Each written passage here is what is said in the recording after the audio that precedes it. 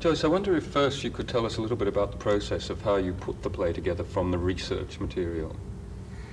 I didn't do the research myself this time, which is a bit unusual. I usually do all of it, and this time, as it worked out, somebody else had done it. Well, several people had done it, and I was handed this great pile of manuscripts, and it was literally this high.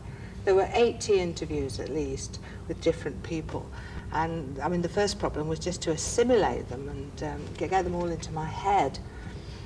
In one way, it was quite interesting, because if you do the research, when you read through the transcripts, you remember people's voices and you remember their animation of it, and sometimes the material is enlivened by these people, by your memory of them. But because it was cold, as it were, and I had no memory, I just had to rely totally on the material itself, and maybe that was a good thing. You know, it was quite a change. What were you looking for particularly in the stories that you chose? I mean, you ended up really choosing about 5 stories.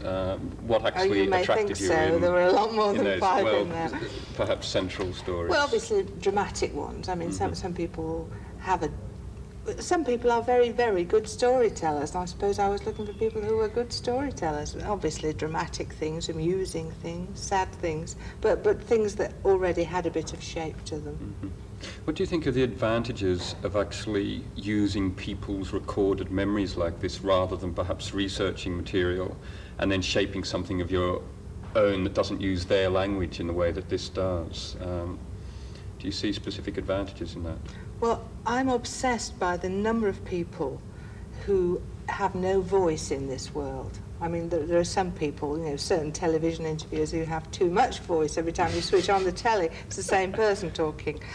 Won't mention any names. But and there are some rich people, well-educated people, who can make themselves heard. There are thousands and thousands of people who have good stories and who have something to say and have no means of saying it. And I really love being an enabler, somebody who can help them to speak. Do you find difficulties as a writer, though, that you've got all these stories and it obviously will tempt you to want to angle things certain ways, and perhaps you're restricted in angling things or anything like that?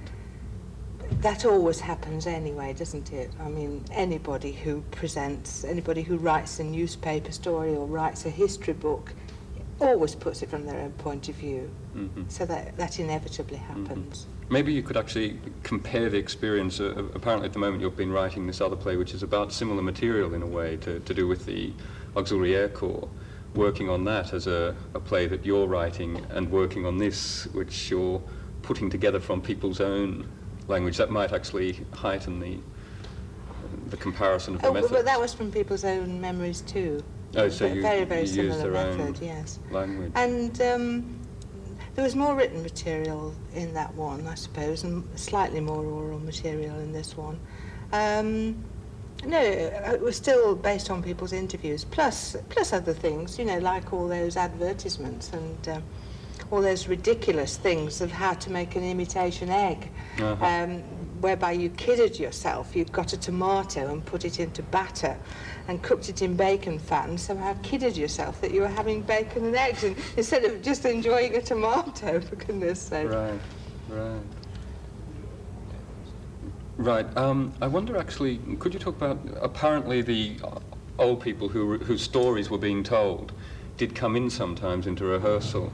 How did you find that, actually seeing your drafting of their work up there, and they're seeing it and saying, well, I don't think this is right, or I think that's going fine. Oh, well, how did you find that process tremendously work? Useful, always, because they come in and they say, oh, well, why I said that, what I meant was so-and-so, and they enliven something or elucidate something that maybe is a bit vague. And like Iris coming in with the telephone operators, I mean, she showed us exactly how she pulled the things back and then pushed them again, which we weren't clear on, and that was tremendously useful. Okay, thanks very much. Was that Right. covering basically what you wanted?